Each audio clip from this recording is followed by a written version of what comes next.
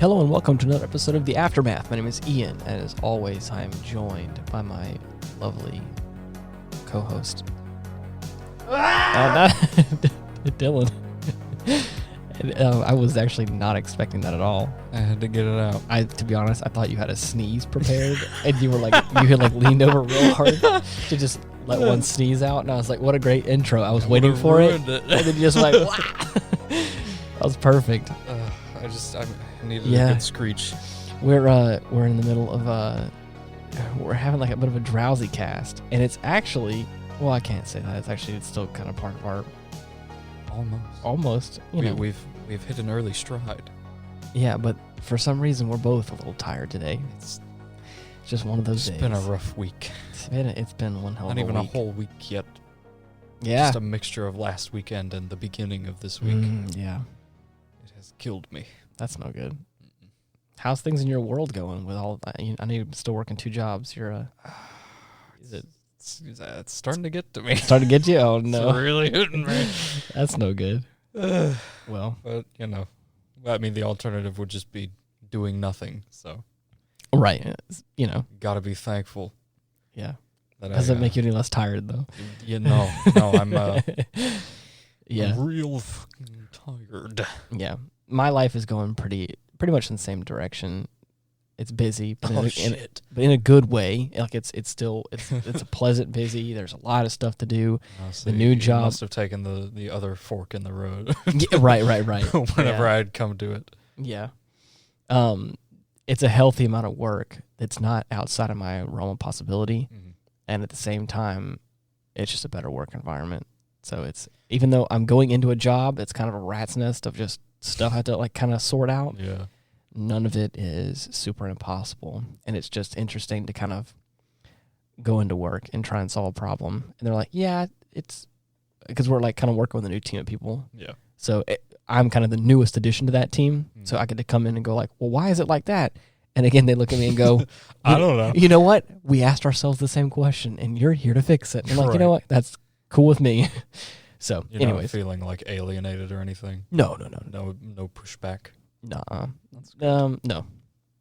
Everybody's been pretty cordial. Exactly. Right. I just to not divulge too much information, but just enough. I jumped into a position of relative authority. And of a team that's already been established for a while. Some of those members have not been there for a while. Yeah. So it is just kind of going with the flow. Right. A lot of the people there are like, I don't know how this stuff has been so messed up, but we hired you to come and fix that kind of thing with your creative vision and your direction. So it's less, who the fuck is this guy? And right. God, finally. Exactly. So a lot of it is not only I like to think I'm a pleasant person to be around anyways in a work environment. You don't strike me as the pushy boss. Right. So I come in there, I'm like, it's going to be this way, and this is how I'm going to do it. And they're like, oh, thank God there's someone here who's just awesome. You're talking about great.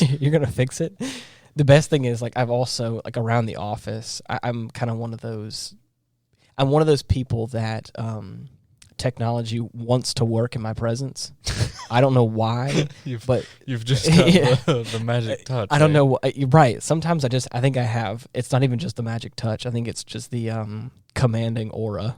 I walk into the room and just glare at a computer and be like, that's what it feels like. Everyone tip top is looking at us because they have this folding machine thing that's supposed to fold papers and automates it and makes it perfect every time. And it wasn't feeding correctly, and it wasn't folding it twice. It was just doing it. Smacked it real good. No. I walked up there, and she was like, "Okay, so I set it here. I push this button, and it's supposed to do this, and it does this." I look at it. I feed the papers out, and then I put them all back in there and push it, and it works. And she's like, "I hate you so much." And I was like, "Yeah." And I think the only thing I changed was the movement speed of the. Because it was, anyways, it was just it chalk that up to some good omens. How about? That's I know, a nice start, isn't it? It's great. So it's stuff like that as well. There's other things I get these simple questions that are technical in nature, or they're like, how do I edit this thing on this document and do this stuff? Right. And I'm like, I'm pretty sure you just save this and then do that, and they're like, oh wow, it's fixed. I'm like, That makes sense. sense. That makes sense. I can't believe this. But anyways, it's a good, like I said, it is a little overwhelming, but it's not like in a stressful way. Like I can't handle it. It's just there are so many. Just a lot. There's a lot of fires to put out. And I'm trying to figure out which one do I put out first. Yeah. So, anyways, enough about that. We watched the first 3 episodes of FLCL. It is. It's now. I'm gonna say this right now. This is gonna be very hard to talk about for me. Really? I'm sorry. Did you not see what all happened? I mean, yeah, but How would you? No. Okay. How would you go about describing that? The best way I can describe this is, it is an artistic take on the mind of a young boy in a coming of age story in an anime. Yeah, that's fair. That's pretty on the nose. It says for genres, it says like comedy and science fiction and stuff like that. Yeah. I wouldn't even consider this like heavy-handed in like the mech genre, but it definitely has that. It feels like the secondary genre, right, if you want to call it that. The subplot, yeah. I have notes. I'm going to get into it a little bit later, but he's got a list. Just a little backstory. I forgot how we came about sitting down and watching this series. I had picked it up Barnes & Noble. Or no, it was Best Buy because they had it on Blu-ray, and I was like, oh man, Ian would probably like this for the music alone. Right. And Which I guess I'll just figure out what he thinks about everything else. So I brought it over one night, and we just watched the whole thing. Yeah, you're right. I mentioned it to you before, and we were just waiting for like a good day to set aside the time to watch it. And we binged that thing. Supposedly, this says it has 3 seasons. I've only ever watched the first one. I remember mentioning the second one. You were like, probably not best to watch the second one. I don't know. It probably loses its meaning, I guess, or it loses its what is it called? It's magic. Yeah, or what is it? Like its identity. It loses its identity of what it probably was. Maybe. Kind of like what sequels do a lot of times. Like you have this, it was so good because like it was so this thing, and you make a sequel out of it, and it kind of becomes its own, or it kind of tries to do that but better. And it's like, well, it was good before. Never works usually. Yeah. But the thing is, it's been a while since I've seen the sequel series, at least the second season. The third one I don't think they've come out with yet. Right. But I remember it just feeling kind of weird. As if the show itself isn't weird enough. Yeah. But I don't think it needs any help. It's like a different kind of weird. Okay. Unfamiliarity. But this first one is gold. Oh yeah, this first series, I guess, or I think it's considered an OVA.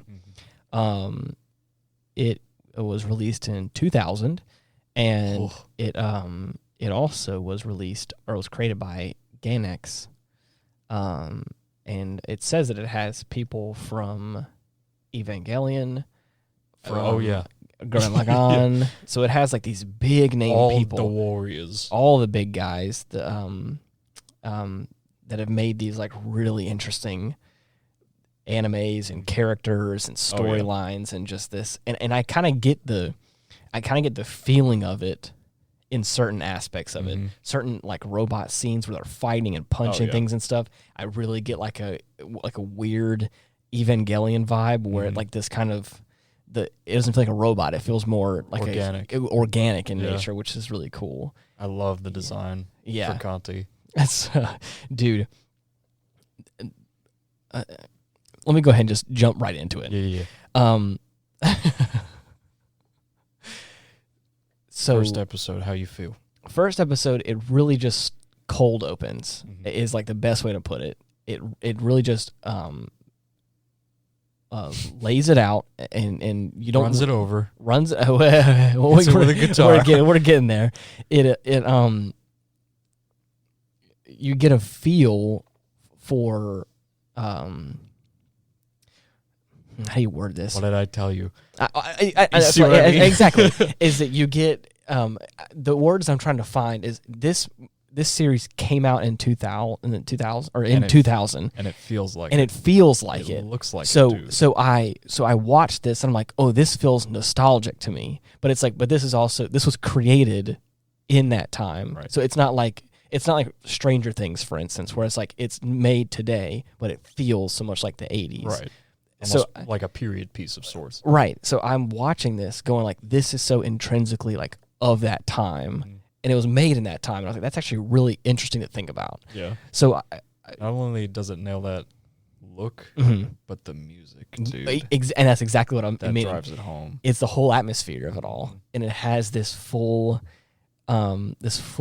feeling of, I'm not even part of like the Japanese culture in that time, but still just being in the States in the 2000s and being in high school in that time, it just feels like that kind of. So they start off and there's this girl and there's this young guy and there's a bit of an age gap going on and you don't really get any kind of details about it.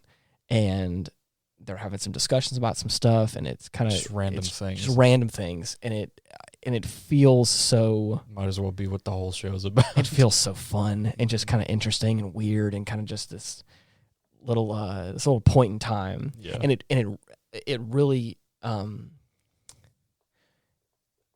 the part that I was trying to get across it's so hard is because of how the art style looks. It also feels like it's this moment in time. Yeah. A lot of the foreground, a lot of the things happening and the characters and some of like the scenery around them It's pretty minimal. is colored and is like outlined and stuff, but like it kind of fades off into this white. Yeah. So it almost feels like it's on like this canvas or something. It's or the like borders of every shot are right. the beginnings of a void. Of white. And so it just feels, it's so unique. There's a lot of blank space going on. There's a lot of, the art style is so specific and it's so interesting. And then one thing that I'm going to touch on here right at the top, which is a through line throughout the entire show, is this like sexy nature of everything. God. Yeah. Is this kind of insanely like over dramatization of right. puberty, which that's why I feel like I described like it as, I wish this kind of shit would have happened to me. Right? Yeah. Fucking robot comes out of my head. Right. Dude. Right. Oh exactly. my God. It's this. I always get made fun of whenever I describe, and I'm not going to go too big into the details of it. Right. When I talk about Hathaway or Hathaway's Flash, right. and I talk about the film of it, how it feels subtle in how it is conveying this sort of seductive, sexy nature of it. Right. Whereas this is more on the other end of it's heavy-handed in your face. And the reason why I describe the show is it is the coming of age story of a young boy and like what it is like kind of in the mind of a young boy most times. That's what it feels like. That's what it feels like sometimes. Is that it's not not that everything is sexualized, but in that point in time in your life, sometimes it may as well be, is what it feels like. Oh yeah. For some people, it's like it just kind of has like this a lot of hormones, a lot of things happening, and it's just this kind of like this urge, and it just feels that like the camera and just things of that nature are kind of picking up on these little things that are like, that's kind of what it feels like sometimes, just kind of be thinking about that sort of stuff whenever you're that age of like, what, he's like, what, 12 or 13, I think. I can't remember, actually. So anyways, but it's like, it's just I get what you it's that prime age, and it's just this kind of interesting perspective of it. It doesn't feel aggressive in it, but it definitely is like, it's just happening. It is just around, and it's present, and it's so unique. But man, we start off strong. He has this girl, and I don't want to mess up her name. Mamimi. Just think Habibi. There's Naota as our guy, as our main character boy, and then Mamimi is this older girl that kind of almost feels a little flirty with him, but I don't think she's intentionally kind of. I mean, she may be, but doesn't really feel aggressive in that. Just kind of aspect. hanging around. And then out of nowhere, this psychopath, this maniac on a Vespa, just comes rolling in with a bass guitar. Not even just a bass guitar, a a pull to start gas powered bass guitar. holds her foot on one of the horns and just like like a chainsaw It's and goes. so cool. And I'm like, I don't understand what the hell's going on here. Bonking our guy in the head. I mean, just runs him over before first. Exactly. The thing I wrote down was, boy got his shit rocked, because I'm like, he's just standing there hanging out with this pretty girl or whatever, and she comes out of nowhere and just thrashes him. Runs him over with this Vespa. Assault. And like, it is aggressive. The police would have been called. Yeah, and I mean, and he has that. What is the meme? It's like the Family Guy fall. The Family Guy death pose. Yeah, the Family Guy death pose. Well, I mean, like, that boy's hitting it. His arms are sideways. He's laying there, and my Mimi is like, "Oh my God, what's going on? You killed him." And then she's like, "No, don't worry, I got him," or whatever. And then of course, the insane woman, Haruko, all of a sudden now decides to panic, like, "Oh my God, he's dead." I'm like, well, yeah, no shit, Sherlock. Sorry, I don't know if you thought anything else was gonna happen. Oh yeah, no. And then lo and behold, gives him the kiss of life, and he comes back to life, and there's a whole bunch of other like kind of sexy moments in the midst of all that. Can we talk about those slow motion 3D shots? Oh man, what? Not even 3D. That's all just hand drawn. I know it. Shit's fucking amazing. Yeah, there's this really interesting panoramic. I don't want to call it panoramic. It's like almost like a orbital shot. Yeah, where like Haruko like gives him the kiss of life or whatever, and Mimi is sitting there and goes like, like freaking out, and it's just like orbital shot around her face, in disbelief, and just panicking or whatever, and it's really interesting. But lo and behold, and I'm not sure if this is where I think I'm taking liberties where there probably isn't any, but maybe it is. There's this, and I didn't think about this the first time we watched it, but definitely I was the second time. Mm-hmm. I'm going to jump ahead just a little bit. He's in his classroom, and all his friends are talking about how there's this witch on a Vespa who bonks you, and then you basically, you start growing horns. Yeah. Based on a sign of a bad omen. Yeah, it's like, but based on like your pervy desires is kind of what it is. When you do naughty things. Yeah, right. So it's like, I think it comes across, or at least this is what I thought it was. Mm-hmm. So it's like, if you were a good person and you get bonked, you shouldn't have any horns really. Mm-hmm. But if you do bad things, you're a naughty kind of perverse person. You fool. And you get bonked. Horns for you. Right.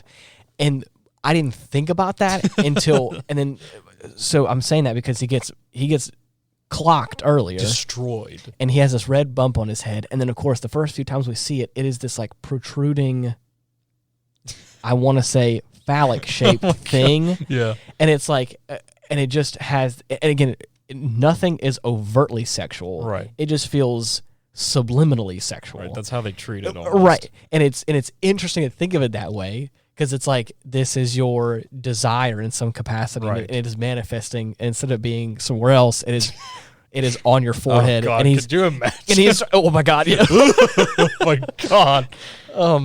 And so he is. There are these moments in the show that like things happen, mm-hmm. tensions get elevated. Maybe not like in a sexual way, but just in other aspects. Right. And then of course it builds up to this. I want to say climax, but it feels too on the nose. You know what I mean? It builds up to this kind of this crescendo of sorts. And it all kind of feels very funny in that aspect. And that's what it all kind of comes full circle in that it feels like this very young coming of age for this young boy who's discovering more about himself in a very weird way. Yeah. By way of mecha fights. Right, exactly. His trial by fire. Oh my God. They're so good. They're really good. I fucking love the fights in this show. I believe, let's see, towards the end of this one I did. Oh, okay, we'll get there. Because the fights happen at the end of the episodes. I have the notes for that kind of towards the end. Okay. But so anyways, I'm talking about all that kind of stuff. The first time we see the dad and the grandpa, the dad is like really horny for his son to get some. He's such a creep. His dad is on one for his son to like get down. I mean, like the more his dad is talking, I'm like, man, chill out. Like the voice actor really sold this, man, scummy dad. Yeah. Like, geez. You want to do a little fooly cooly? You're like, what does that mean, Dad? What the fuck are you talking about? And I'm pretty sure, like, and then I was kind of confused, but I think I understand what was going on. Like, the grandpa was like kneading dough, and he's like, "This is how you do it. This is how you do it real good." And I'm like, "Grandpa, what are you doing?" No wonder Mom left. Yeah, right. Jesus You Christ, fucking weirdo. Yeah, so that's kind of a through line to worry about, right? And then we start to get to the like kind of towards the tail end of this episode. He has this bandage on his head that's kind of like keeping the protrusion out of his forehead. Yeah, big ass knot. Yeah, it looks like a forearm is what it looks like. And then towards the ending of the episode, tensions rise and it ends up just blasting out, and it's a hand that pops out of his head, and then this whole red robot comes flooding out of his head, and it doesn't look like a pleasant process. It's not like a pleasurable experience. No, it looks painful. It looks real painful, and then he looks like he's zoned out, and he's just like just dying. right. And then this robot starts just trying its best to just beat the shit out of this hand that's like crawling around, latched onto it. Right. And all the while his like shirt's caught on the red robot and it just began flung around like a dead body. And then out of nowhere, the Vespa woman arrives to save Maniac. Day? Question mark? In the process, I'm pretty sure running him over again. Again, yes. I mean, she's just on one. Right. It's almost like she has some sort of like sensor. This like knows when it's about to happen. This like bracelet with like a chain, like a link of a chain in it, and it kind of like spidey senses whenever like shit's about to go down. There's a fucking robot coming out of a kid's head. So Nauta and Mimi are kind of by themselves, like doing their thing, kind of hanging out, kind of being all flirty. Right. And that's whenever shit kind of goes sideways, and then that whole thing comes out, literally. And then she, Psycho Vespa woman, comes in and tries to save the day. And I wrote down, robot gets the red absolutely knocked out of him. Yeah. Hits him right in the back of the head. Knocks, and he feels like the good guy at this point. Right. He feels like he's fighting the hand, but I think it's also because our protagonist is like affixed to him. Right. So by proxy, I'm like, he must be. I mean, I guess okay. He hasn't made any motions to the kid, so he's either completely oblivious or just doesn't care. Right. And he gets the back of his head knocked out. Yeah. All the red leaves his body, and he's now blue, and he's like, oh, God. And then, of course... he's just a neat little fellow. Right. And he's like the companion character, which is so cool. Yeah. I love the fact that he is... just running errands. He's intelligent enough, but the family is like really making him out to be like dumb. Right. And I'm like, you're like... He's a robot that's like doing tasks he's useless. For you. And he's like, he's useless. I'm like, dude. Anyways. Look at him. He's a robot. I think you're the useless one here. What can you do? Yeah, right. Go get your own hustler. Oh yeah. Oh my God. Yeah. So for the first episode, it's fun. It's jam packed. Again, the music is just so interesting. Good. So good. The pillows. Right. And it's a great pilot for what's to come. I would say so. And then we get on to Epistle 2. We get on to the second one. Firestarter. More horns. Even more horns at the back of his head. And they're bigger. And it's like, oh God. They look awful. They look awful. Terrifying. And there's a lot of innuendos. I could be taking this out of context. But there's a couple of times where it feels like Nauta, our protagonist, is still kind of young and trying to maintain his innocence a little bit, where everyone around him is trying to corrupt him, is what it feels like. Yeah. Especially Psycho Vespa woman, Haruko. She's like really trying her best to like bad influence. And of course, she runs in. I'm amazed that they let her stay. Oh my God. Home. I just think that that's after she ran over his son twice.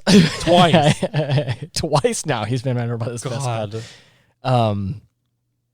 There's a couple of scenes that really make it feel like Haruko is trying to tell him that he's like some sort of chosen one. Right. Which is kind of this interesting. Or just trying to find out more about what's going on. Right. She claims she's an alien, but she looks 100% human. But and a nurse. Yeah, and a nurse. Oh, God. The monologues in this are very poetic. Oh, yeah? Yeah. Every time, like,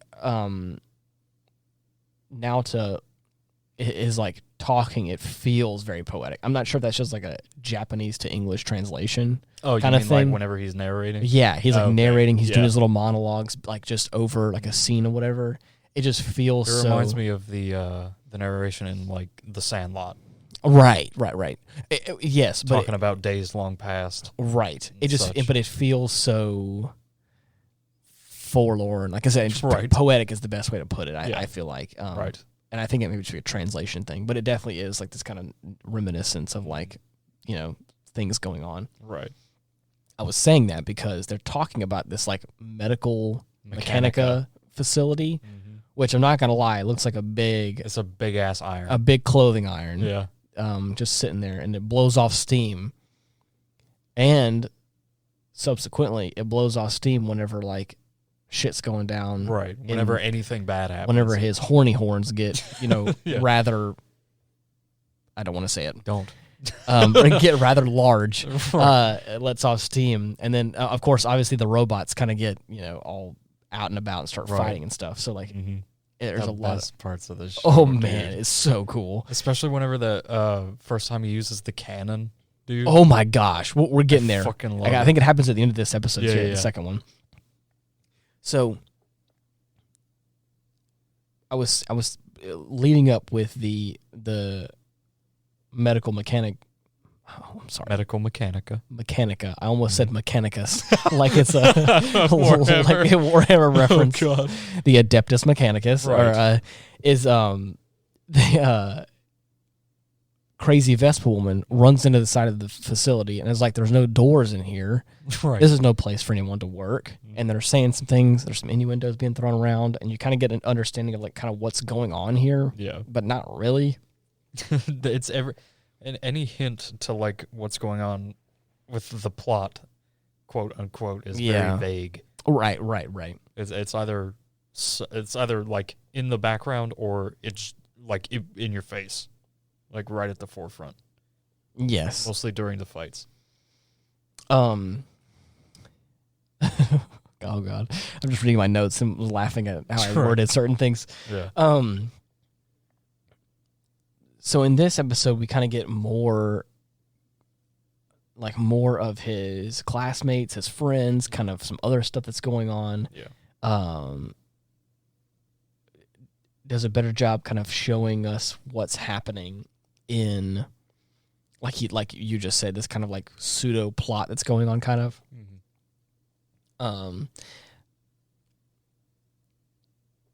The biggest thing I have written down here is that towards the end, there's a bigger robot coming out of his head, and it looks like it feels awful. Yeah, and it looks pretty bad. Right, it's the rest of the body. Yes, after he beat the first like hand that came right, out. Is the rest of it. Right, and back for revenge. The fight is super cool looking. He's kicking everybody's ass at first. The animation is like super cool, and it is a beautiful fight sequence. Oh yeah. And then of course the next thing that happens is that the good robot that's blue, right. Canti gobbles up Naota, and then of course turns red again. Just eats him right up, and everyone's like, "Oh my God, what the fuck? Yeah, what just happened?" And then of course he turns red, goes super. Right. And just starts like wrecking his shit again, and then turns into a whole ass cannon. An artillery emplacement. And just blasts to the guy. It looks so cool. And then in true fashion, crazy Vespa woman bonks the other guy on the head. Which causes a fucking nuke to go off, it looks like. Oh my God. More fire, more stuff. We kind of get more background on Mamimi and Naota. And we kind of get more of a story of what's going on. The older brother has moved away to America, the U.S. for a baseball team. Exactly. And supposedly has a girlfriend now in America. Yep. But I think Mamimi was saved by the older brother figure in a burning school way back when. So they've been really close, possibly love interests. We don't quite know for sure. Nothing's explicitly said. But it really feels like she's like hanging on to Naota as like a coping mechanism. Right, is what it really feels like. Yeah. Even though I think she's give or take 5 years older than him. Right. I think he's in middle school, she's in high school. It's kind of this interesting dichotomy of sorts. So this episode, we kind of get more of that and more kind of exposition between that and some really interesting shots. Because I think this is the one where, was this the one or was it in the first episode where like, no, it was in the first one where Haruko was like sitting there like asking him questions about like, why you got a Band-Aid on your head? Right. Is there something, what are you hiding? Yeah. Take off the Band-Aid. Prying. Let me see what's behind the Band-Aid. And like, I mean, gets real scary looking. There's a couple times where Haruko gets like terrifying. Oh yeah. Her eyes get red and she just starts slumping over and you're like, oh my God, this is a horror movie. A fucking demon. Yeah, I don't know what the hell's going on here. Right. So yeah, and then we get on to episode 3. Episode 3, the apparently what was the other girl's name? Eri? Nina Mori? Nina Mori. Yeah. Nina Mori. Her dad is the mayor of the town. The mayor of the town.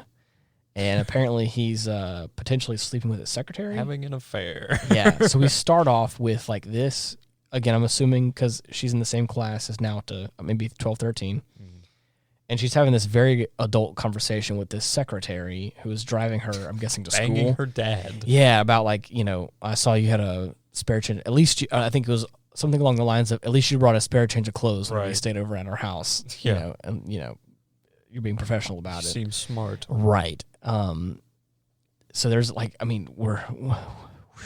Some heavy stuff. Yeah, it's some heavy stuff right off the get-go. And of course, Nina Mori kind of feels cold to a lot to it. Like, my parents are talking about splitting up. And it's got nothing to do with me. Yep, it is nothing what I it can is. do about it. And it's like, oh man, it's pretty fucking jaded. Sad. Jeez. Excuse me.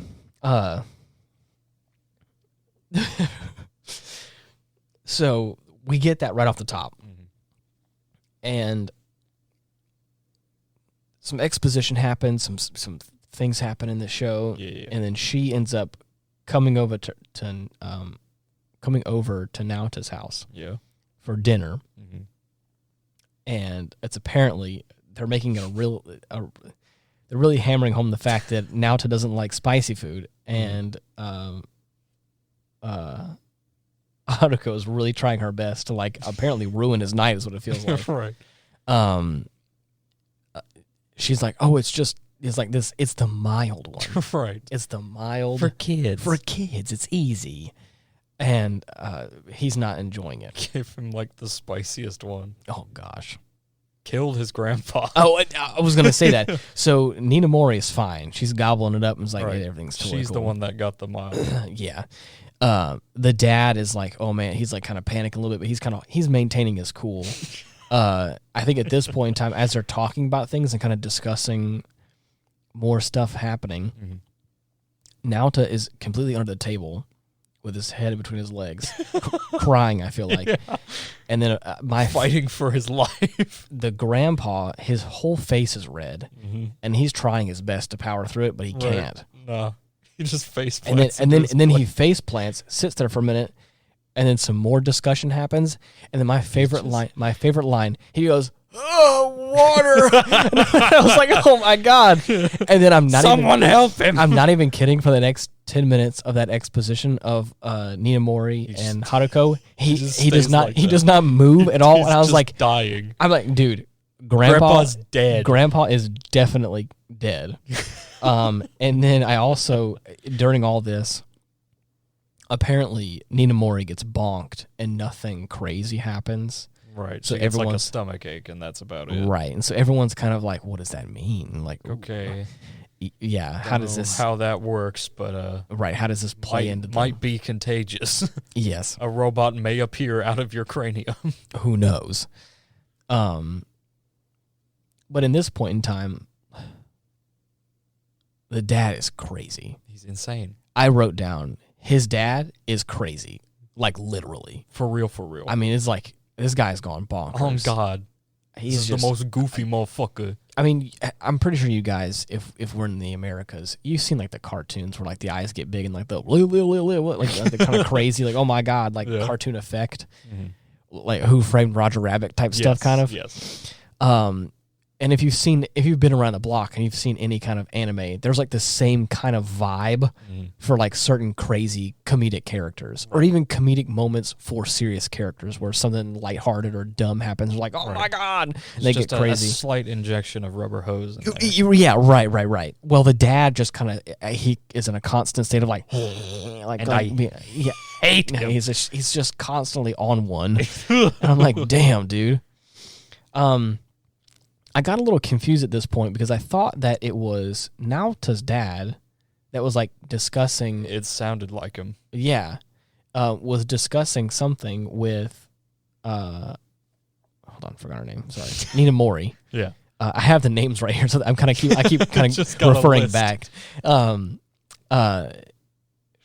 Mori's like taking a shower, and she's kind of to herself, and this is after they talked about her potentially staying the night. Right. Over at his place. So that's why I kind of thought like she was taking a shower at his place, and it was Naota's dad. But I think that... Oh, yeah. It sounded a lot like him, but I'm pretty sure it was her dad. Okay, that's what I... showed up out of nowhere. Right. I think to give her a shower cap. Yeah, right. Well, I probably also like changes her clothes or something for... I'm sure, probably. To stay the night. So, but... just to check up on her. Right. And then this is what I got... Because of the fact that it was... I thought it was Naota's dad, and I think it was not. I got confused because I heard the words, but I didn't know the context of who was who. Right. Because I'm pretty sure Naota's dad. Because you don't see him. Yeah, Naota's dad is like writing articles, like kind of like smear articles about like how, or I guess like kind of like what you call it, like tabloids, right? About what's happening between Nina Mori's family, right, and their whole situation there. So I believe that she says, can you help me with that? I think she says something along the lines of like, as long as, at least you got rid of the secretary. Right. Talking about like, I think he's going to try and stick it out with his wife. Yeah. And that's why I got a little confused as to who the character was because I didn't see the face. So I was like, after I thought about it, a few minutes later in the episode, I was like, "Is that who I thought that was?" Because no, yeah, right. And then some more really interesting scenes happen between. We didn't even talk about his fucking cat ears that he woke up with. Well, I mean, this is the first time I feel like I saw it, right? Yeah. Or did he, I think he probably noticed it earlier, but like at the no, he. Evidently, they showed up at some point that we didn't see. Oh, okay. But he just has a pair of cat ears. Right. Instead of horns now, he has cat ears. So these things evidently can come in all shapes and sizes. Oh, yeah. Right. Not just big phallic objects on your forehead, which is nice to hear.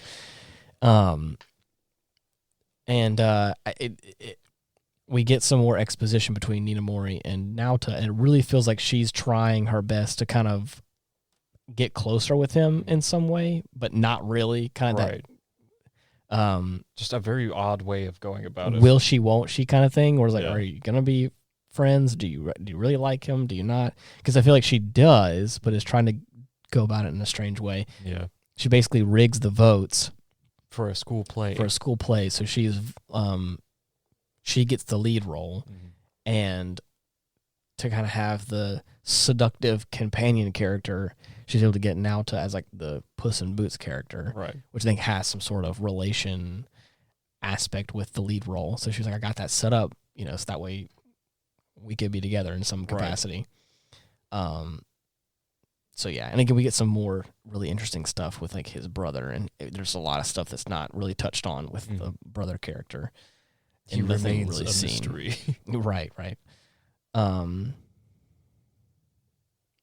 then as we go along, Naoto really doesn't want to be part of it. He thinks it's embarrassing. Doesn't want to be part of this play at all. Big stupid. He's out of it. Doesn't want to be part of it. Kids. And then just like the other 2 episodes, there's this boiling point, this bubbling up until the inevitable crescendo of all of it, where it's going to boil over. He and Ninamori end up having an argument in the classroom. Have a pretty heated argument. Yeah. And then all the beans are spilled. Yeah. And there's a moment of silence, and you can hear the siren from the medical mechanica. As if on cue. Yeah. Fucking robot pops out of her head. Busts out of her head. And then I wrote down, 3rd time's the charm with the big iron. Yes. The big iron. You cannot go wrong. The steam, the whistle, everything goes crazy. And then, of course, just like clockwork, crazy Vespa woman gets the notification that shit's going to go down, starts trying to run over there real fast. She just went to bring him his lunch, too. She was there. Yeah, you're right. I know what happened. She grabbed a ukulele from one of the kids. From the teacher. Yeah. And then tried her best to bonk the robot. But of course, because it's not the gas-powered bass, it didn't have any effect. Oh my God. I can't believe that's so funny. I want one. And then I love how every time she whacks it, it is this... a sick riff. It is... It's not even a sick riff. It is as if you banged a distorted guitar. Right. So it's just like, yeah. So it's not just like what a real guitar would sound like. It is as if it is like processed and distorted, and someone hits a guitar and just like puts some effects on it. Oh yeah. And it's very epic and cool sounding. And just like earlier in the episode, Haruko is just really trying to get people to shit their pants, is what it feels like. She's really trying really hard to just give people the hottest curry they can get. Yeah. And just make them shit themselves. Right. And in this scenario, it worked. On the robot. Yep. In the midst of the chaos, there's almost this opening. I hate to call it a mouth because it's not, but it was. Okay. Yeah. Well, it didn't look like a mouth. It looked like this kind of opening orifice area of this kind of like spider-like robot. Yeah. And the curry perfectly falls in. Rice first, curry on top. Right. Sits there with everything all perfect and looks nice. Gobbled it up, and of course it's like, oh no, shit! Oh shit! I'm finna brown. Oh fuck. So after that, the deluge ensues. Oh man! And of course it gets bonked real good. Promptly destroyed. Not before. What is the robot's name again? Canti gobbles up Naoto, turns into a cannon, and then blasts through a whole building to kill this spider squid. Beautiful. Crazy. Could not ask for more. Right. These first few episodes were really cool. Very beautiful. Just a fun show. Very interesting. And I love the premise of all of it. Yeah. I think this is really cool. And I think because also the fact that I was kind of a teenager in this time period is why I think it feels so nostalgic. Ian was young once too, you see. I was old when this world was young. I equate it to what people that went to high school feel like whenever they watch something that is like a throwback to them. You know what I mean? I can look back at an 80s film and feel some sort of nostalgia for like a time since past, but I was born in the 90s. So like I lived through the early 2000s and the 2000 teens. And like I was there at like, you know, whenever Xbox 360 and like PS3 was like a thing, and like crazy music and TV shows were still a thing and all that kind of stuff. So like to have all the fun stuff and these like these really cool alt rock bands, Paramore and all these things, like Yellow Card, Weezer. Oh my God, like all this stuff that was like so iconic of the time. Watching this kind of brings me back to that little bit of my childhood in some way, in a weird way. It's nice, even though it's not. My childhood was nothing like this. Oh. But you could wish. Oh, man. If only. Yeah. I don't think robots ever came out of my head, but wouldn't it have been cool if they did, though? Oh, I mean, maybe. If it was less painful than what it looks like. It builds character. I mean, I guess you're right. Everybody needs a robot out of their head every now and then. I guess if the pain stops as fast as it came, then that's fine. It doesn't. It Lingers. It lingers still. Oh, God, that's terrifying. Mm-hmm. Well, just to kind of give you a little bit of a, I didn't want to touch on this too much at the top of the episode. Oh, yeah? But we are doing this as a trial run. Mm-hmm. And I think so far today was a pretty good first run through of this. Wasn't bad. We did the first 3 episodes of Fooly Cooly. Mm-hmm. This is a 6-episode series. Yes. So we're going to tackle the second 3. In part 2. In part 2, we're going to tackle... Foolier and coolier. Yeah, even coolier. We're going to try and get through this whole OVA/anime series and have this underneath our belts. Yeah. We've talked about... touched up on everything. I believe so. Well. We're only 3 episodes in, so I mean, I don't think there's anything super deep and meaningful besides all just the kind of innuendos. What the fuck we're gonna say for the last 3 days? Oh my god. Well, I'll take copious notes if I can. Right. But we're gonna have to. But it's doing something along this kind of line. Mm-hmm. We have done numerous movies. Right. We've touched on... Any shows that we've watched have only gotten like a wayward mention, with the exception of Ghost in the Shell. Right. Because we did do an episode on that one, but not like in depth. Right. Just mostly takeaways and what we liked about it. Oh, man, what a fun time that was. Yeah, I love that show. I really want to tackle the Big O and Cowboy Bebop. Yeah. It is criminal, may I say. I love... An affront of the highest order. I can't believe the shame I brought upon my family. No, I'm kidding. I really, really enjoyed Cowboy Bebop. Mm-hmm. And we sat down and talked about this, and I didn't realize that we had mentioned it on our first episode. Did we really?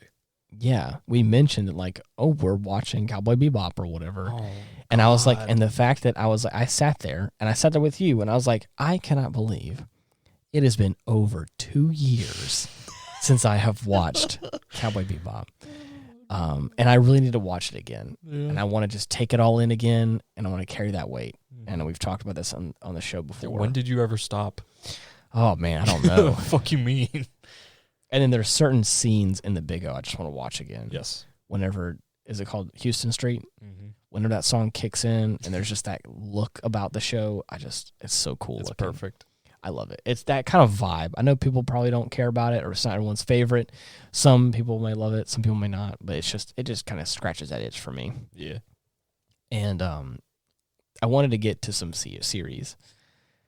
We wanted to tackle... I got a lot of shows. Oh, yeah. Well, and again, that's kind of what we also like. The premise of this show was like movies, shows, potentially games, if we ever get to that point. Oh, definitely games.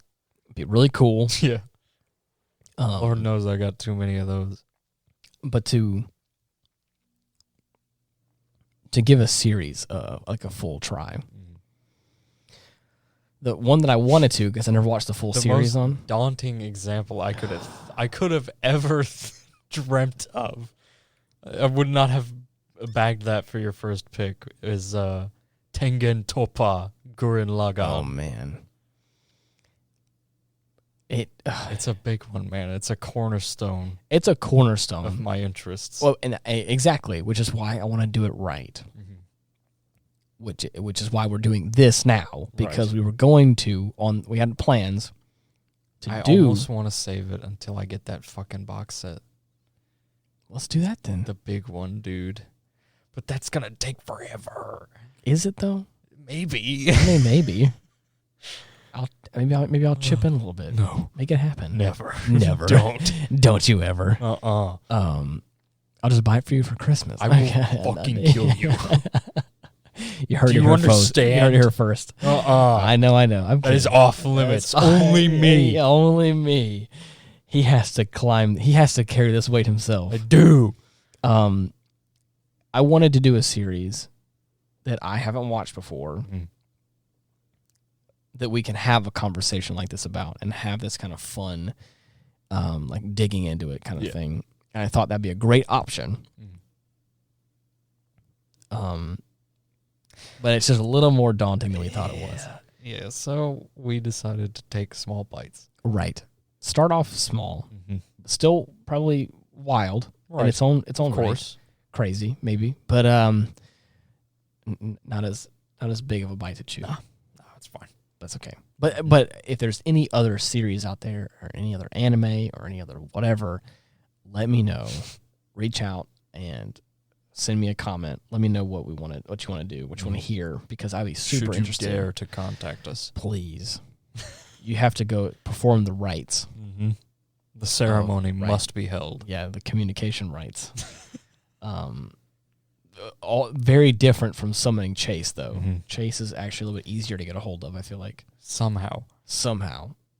You just have to have the right. It's a very specific list, but there is a list. There's a list. Once you have it and you know what to do. Yeah, it's fine. But anyways, like I said, this is the first of hopefully something new and interesting, and we may try and do something like this again. Right. I would love to do Cowboy Bebop. Do you know how many episodes that is? I think it because was it like 40 or was it 20? No. It's pretty short. It's 20 something. Let's see. I'm gonna go on a limit and say 26. Maybe. Let's see, not Cowboy Chicken, Cowboy Bebop. Let's see. 26. Okay. Freaking heck yeah, I was right.